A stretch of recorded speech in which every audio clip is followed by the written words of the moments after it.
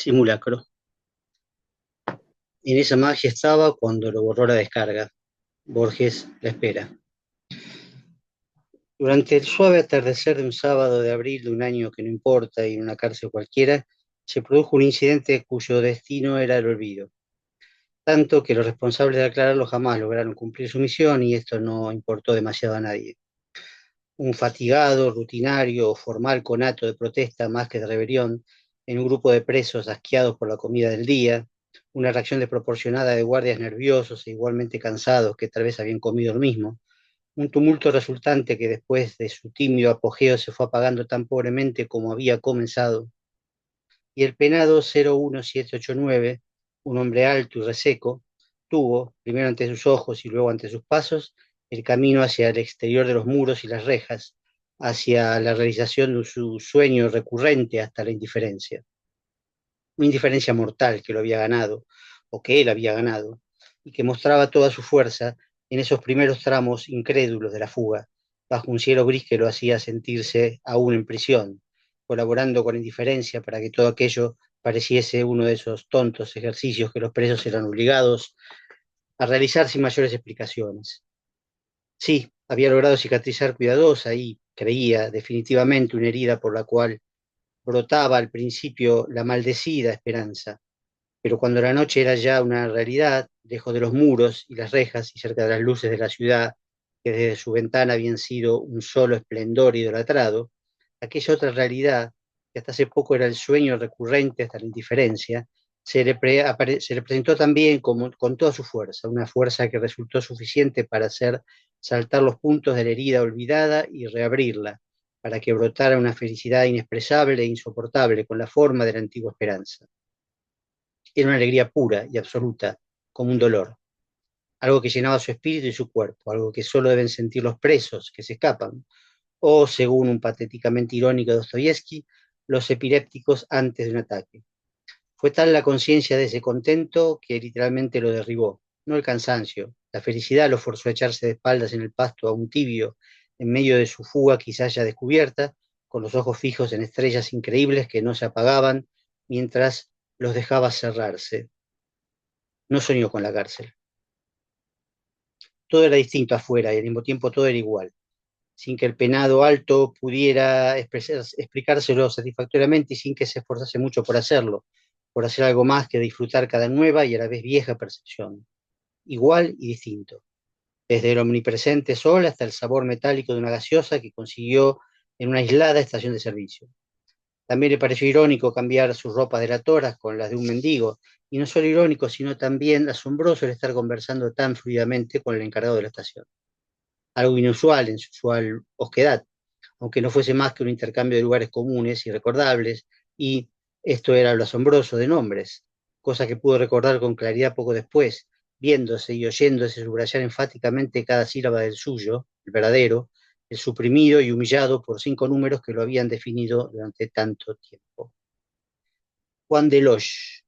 con una total conciencia de cada sonido, de esa música pequeña pero compacta, eficaz y de alguna manera hermosa, como una composición dodecafónica. Siguió su fuga, que ya era un regreso. Usando la noche, trenes detenidos en solitarias y casi inexistentes estaciones, viajantes en no menos solitarios vehículos y piernas sostenidas por algo más que la fuerza física, se fue acercando con rapidez al destino esperado, o buscado, su hogar, un hogar, como si su presencia recreara algo que sin ella no existía. Su pueblo también lo vio llegar de noche, o no lo vio, y Deloche sabía, porque lo había soñado, que sus pasos inexorables serían entrar a su casa por la puerta trasera, que nunca estaba cerrada, atravesar silenciosamente la pulcra cocina, mirando sin avidez el interior de la heladera, pasar frente a la pieza de su padre y observarlo mientras dormía durante unos minutos, meterse en su propia cama con el movimiento natural de quien nunca ha faltado de ella, pero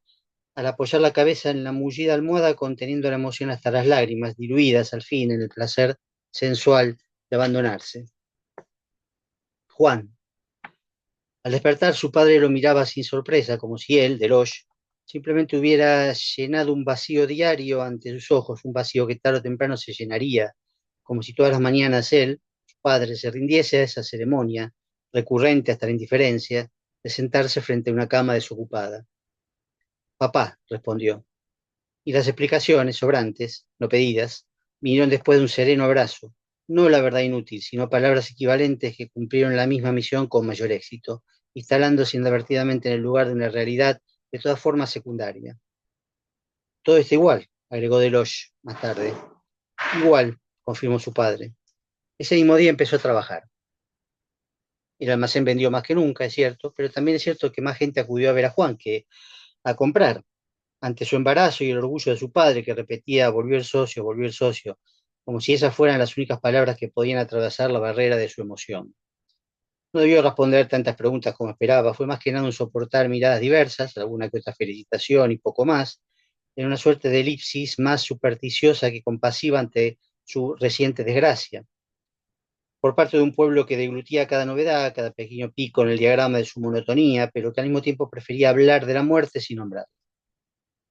El día pasó rápido en el almacén de su padre, atendiendo a los clientes que menguaron durante la tarde, recordando uno y otro detalle, planeando o replaneando viejas reformas urgentes y mirando los diarios de vez en cuando, costumbre que pronto abandonaría del todo.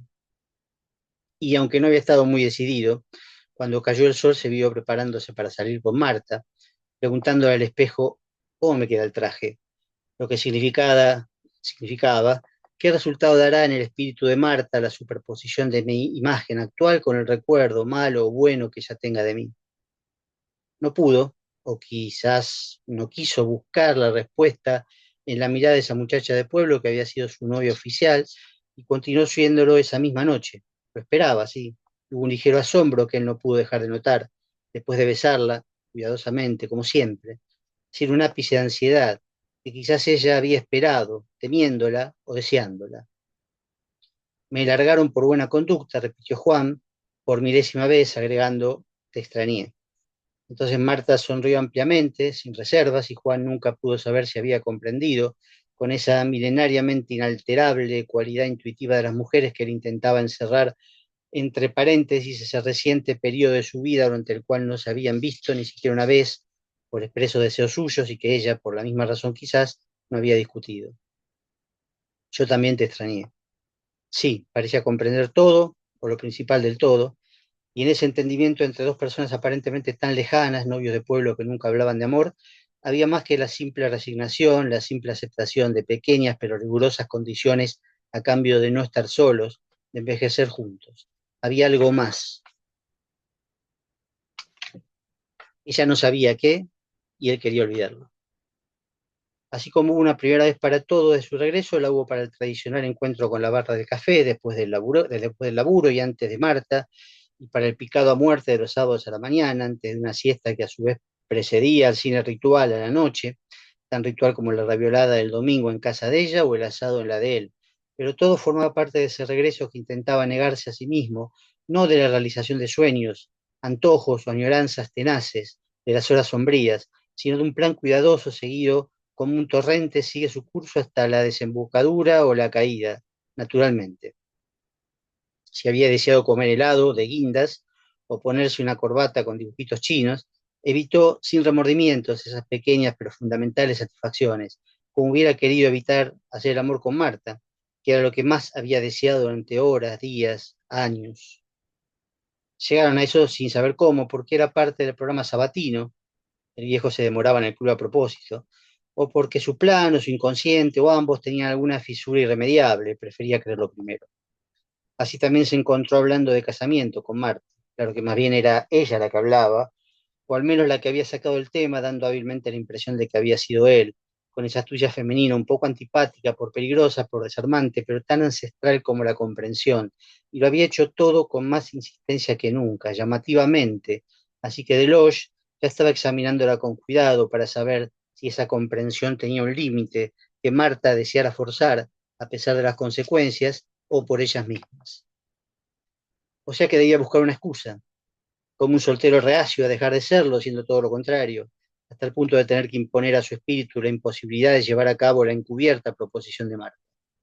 Y la excusa debía ser algo definitivo, no una dilación, un aplazamiento, porque ese truco derrumbaría todo el castillo, así fuese este de rocas o de naipes, no quería saberlo. Y para seguir construyéndolo, para no poner comillas en la palabra definitivo, venía realizando todas esas operaciones con relativo éxito. Tramitar la compra de un auto a crédito, un usado, de un vecino que no pedía más documentos que una mano limpia tendida, y fraguar un encuentro casual con el director de la escuela para ver qué posibilidades tenía de terminar su lejano bachillerato, comprendiendo al mismo tiempo y sin buscarlo que esto era tan imposible como el casamiento, por razones equivalentes, que le estaba resultando imposible olvidar la vieja herida, aunque estuviese ya cicatrizada, ya casi invisible, bajo las caricias de Marta y de la rutina, pero exigida por la inminencia de un futuro difícil de ignorar. Y entre una cosa y otra se le fue yendo el tiempo, hasta que un sábado a la mañana se encontró atípicamente con Marta para saber que estaban esperando un hijo. Y poco después, cuando estaba examinando la programación de los cines del pueblo en el diario local para festejar con Marta por la noche, golpearon a la puerta. Supo enseguida quiénes eran. Ya va, dijo, y subrayó enérgicamente una de aventuras que le habían recomendado.